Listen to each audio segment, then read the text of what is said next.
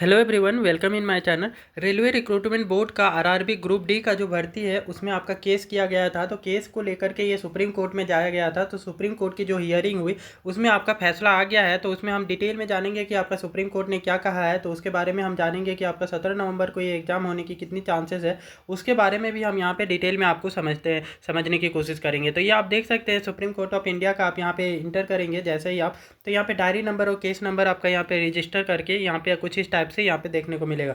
तो supreme court of India में आपका ये सीरियल नंबर 1 में ये डायरी नंबर ये है आपका।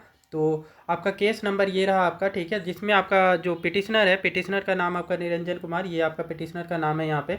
तो रिस्पोंडेंट यूनियन ऑफ इंडिया के अगेंस्ट में आपका किया गया था। तो ये केस को डिस्पोज कर दिया गया है। और इसमें सुप्रीम कोर्ट के द्वारा डिस्पोज करते वक्त क्या बताया गया है उसके बारे में हम डिटेल में समझते हैं। उससे पहले इस केस का सिक्वेंस को समझ लेते हैं कि ये जो केस है वो किस रिगार्डिंग है और इसमें क्या समस्या आ रही है और ये केस आपका सुप्रीम कोर्ट में क्यों ले जाया गया था। तो सुप्रीम कोर्ट में क्या उम्मीद लगाई जा रही थी, क्या उनमें आपका जो है कि 17 नवंबर वाली एग्ज़ाम की जो डेट है उसमें आपका कोई बदलाव की यहाँ पे चांसेस है क्या, जो स्टे लगा हुआ है हाईकोर्ट का, तो उसमें क्या इम्पैक्ट पड़ने वाला है उसके बारे में डिटेल में समझते हैं। तो ये केस का आप सीक्वेंस को अंडरस्टैंड करेंगे तो देखेंगे कि आपका ये जो केस है उससे आपको हाईकोर्ट में ले जाया गया था। हाईकोर्ट में जब ये केस को फाइल किया गया था तो हाईकोर्ट ने ये आपका केस को आपका सेंट्रल एडमिनिस्ट्रेटिव ट्रिब्यूनल केट में ये ट्रांसफ़र कर दिया गया था।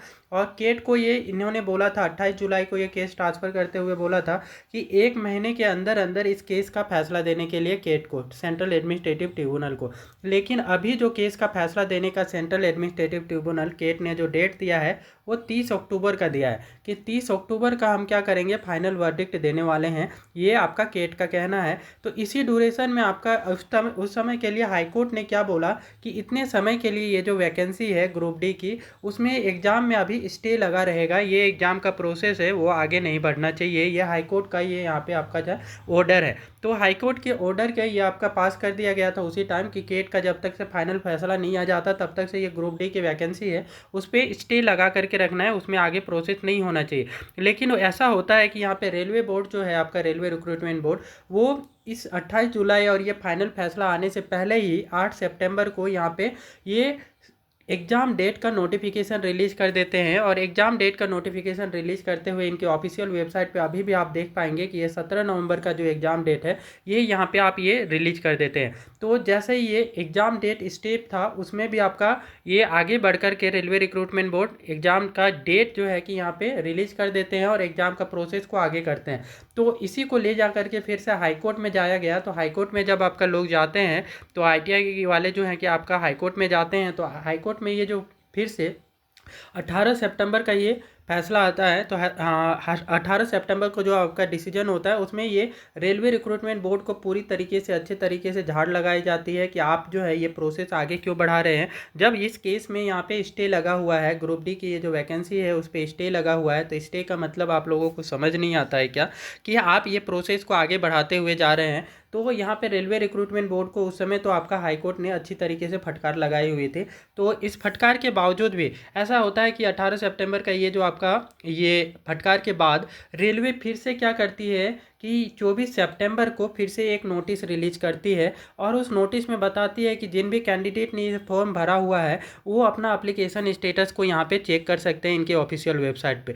मतलब कि रेलवे यहाँ पे रुकने का नाम ही नहीं ले रही है। जबकि हाईकोर्ट जो है कि बार बार ये जो है कि यहाँ पे ऑर्डर पास किया जा रहा था। तो ऑर्डर जब भी दिया जा रहा था तब भी जा करके ये जो है कि ये आगे प्रोसेस को बढ़ाते ही जा रहे थे। इसी की जल्दबाजी में ये जो है कि केस में टाइम लग रहा था, इसी वजह से सुप्रीम कोर्ट में जाया गया था ये केस को लेकर के कि ये सुप्रीम कोर्ट ही अब इस पर डिसाइड करे। तो इसलिए क्या ये जो ITI वाले लोग हैं वो क्या किए थे कि इसको आपका यहाँ पे ये सुप्रीम कोर्ट में इस केस को फाइल किए हुए थे। तो ये 24 सितंबर का जो आपका ये नोटिफिकेशन इनके द्वारा एप्लीकेशन स्टेटस का जब चेक करने के लिए लगाया गया उसी को संबंधित कि ये जब स्टे लगा हुआ है तो उसमें प्रोसेस आगे क्यों बढ़ रहा है।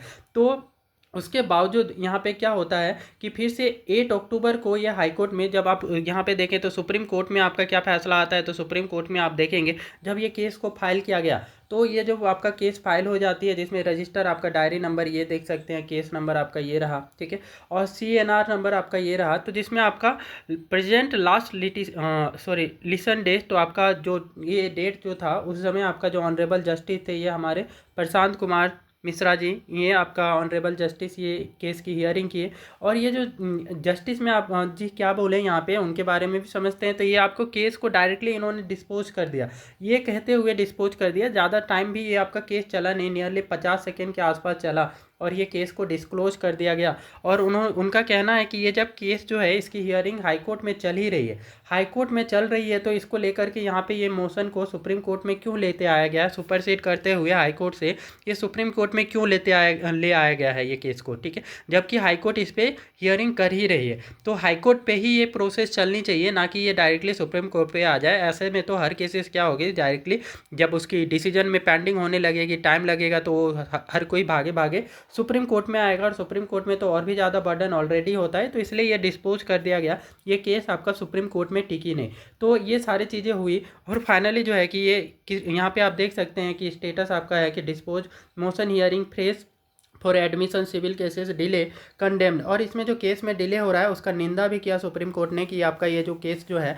उसमें इतना फैसला देने में इतना टाइम लग रहा है, जिसकी वजह से बहुत सारे कैंडिडेट लगभग 1 करोड़ 8 लाख कैंडिडेट जो हैं कि ये फॉर्म को फिलअप किए हुए हैं। तो 1 करोड़ 8 लाख कैंडिडेट का भविष्य इस पर आपका बोल सकते हैं कि इस एग्ज़ाम के प्रिपरेशन में पूरी लगी हुई है। तो उनका तो यहाँ पे टाइम पूरा निकल ही रहा है। तो इसलिए ये डिले के लिए ये कंडेम्ड किया इस मैटर को, और फाइनली जो है कि इसको डिसमिस कर दिया। बस इतना ही यहाँ पे आपका फैसला आया। तो ऑनरेबल जस्टिस ने ये चीज़ें आपका बताई हुई थी, आप देख सकते हैं कि ये डिसिप्लिन टाइप में इन्होंने बताया delay condemned and matter dismiss, ठीक है। ये जो निंदा किया इनका कि आपका ये जो लेट हो रहा है उसका यहाँ पे कंडेम किया गया, और फाइनली ये मैटर को ही यहाँ पे डिस्पोज कर दिया गया, आपका सुप्रीम कोर्ट के द्वारा डिसमिस कर दिया गया। अब देखिए कि कैटेगरी में ये आप देख सकते हैं कि अपॉइंटमेंट ये थे, आपका पिटिशनर का नाम यहाँ पे देख सकते हैं, आपका ये सारे पिटिशनर थे जिन्होंने आपका पिटिशन डाला हुआ था सुप्रीम कोर्ट में। तो बट ये केस का यहाँ पे आपका सुप्रीम कोर्ट में चला नहीं, और वहाँ से आपका रिस्पॉन्डेंट जो थे यूनियन ऑफ इंडिया के अगेंस्ट में, आपका रेलवे रिक्रूटमेंट बोर्ड के अगेंस्ट में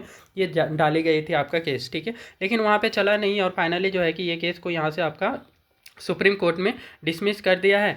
और फाइनली जो है कि ये केस की हियरिंग जो है कि अभी 8 अक्टूबर को जब आपका हुई, तो 8 अक्टूबर को कहाँ पे की गई थी, तो हाई कोर्ट में की गई थी। तो हाई कोर्ट में भी ये आपका देखिए कि हाई कोर्ट ने जो है कि फाइनल फैसले का जो डेट दिया वो 28 अक्टूबर को दे रखा है। तो 28 अक्टूबर को फिर से हियरिंग होने वाली है इस केस को लेकर के। तो 28 अक्टूबर को जब हियरिंग होगी, 8 अक्टूबर में तो अच्छी खासी इनको क्या फटकार भी पड़ी कि आपने जो है कि एक के बाद एक नोटिफिकेशन रिलीज करते ही जा रहे हो। 24 सितंबर को फिर से आपने यहाँ पे जो है कि नया एप्लीकेशन स्टेटस के लिए यहाँ पे नोटिफिकेशन अपलोड कर दिया। तो ये नहीं मान रहे थे रेलवे रिक्रूटमेंट बोर्ड वाले, ये प्रोसेस आगे ही बढ़ाते जा रहे थे।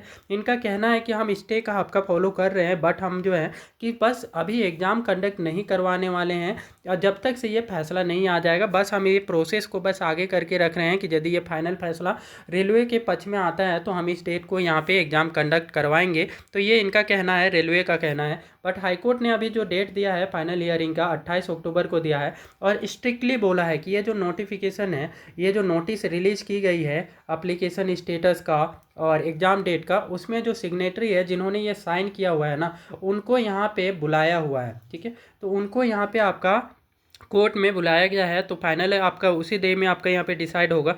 तो इतना तो मान के चले कि आपका हाई कोर्ट में ये केट के द्वारा ही डिसाइड करना था। तो ये 30 अक्टूबर तक तो आप एज्यूम कर सकते हैं कि 30 अक्टूबर तक इसका फैसला आ जाना है। तो अभी एग्ज़ाम होने की कितनी प्रोबेबिलिटी लग रही है 17 नवंबर को, तो आप बता दें कि यहाँ पे जो है कि ये रेलवे रिक्रूटमेंट बोर्ड इतनी अड़िग तरीके से ये सारे प्रोसेस में आगे बढ़ते ही जा रही है। इससे ये समझ में आ रहा है कि मैक्सिमम चांसेस है कि 17 नवंबर को इसका एग्ज़ाम हो जाएगा। ये एग्ज़ाम आपका तब करवा पाएंगे, तभी तो जाकर के इतना पॉजिटिव वे में रेलवे रिक्रूटमेंट बोर्ड नोटिस पे नोटिस निकाले जा रही है, जबकि हाईकोर्ट उस पर क्या है कि स्टे लगाया चुका है ऑलरेडी। फिर भी इनके पास में कुछ तो ऐसा पॉजिटिव ये एविडेंसेस होंगे जिससे ये क्या करेंगे, इनको ये भरोसा है कि हम ये केस जीत जाएंगे और ये जो डेट है उस पर हम एग्ज़ाम का कंडक्ट करवा लेंगे। इसी वजह से इन्होंने नोटिस रिलीज किया हुआ है। तो अभी कैंडिडेट को बस इतना ध्यान में रखना है कि 17 नवंबर को माइंड में रखते हुए ही प्रिपेयर करते रहना है। ऐसा नहीं है कि आपका फ्यूचर जो है कि ये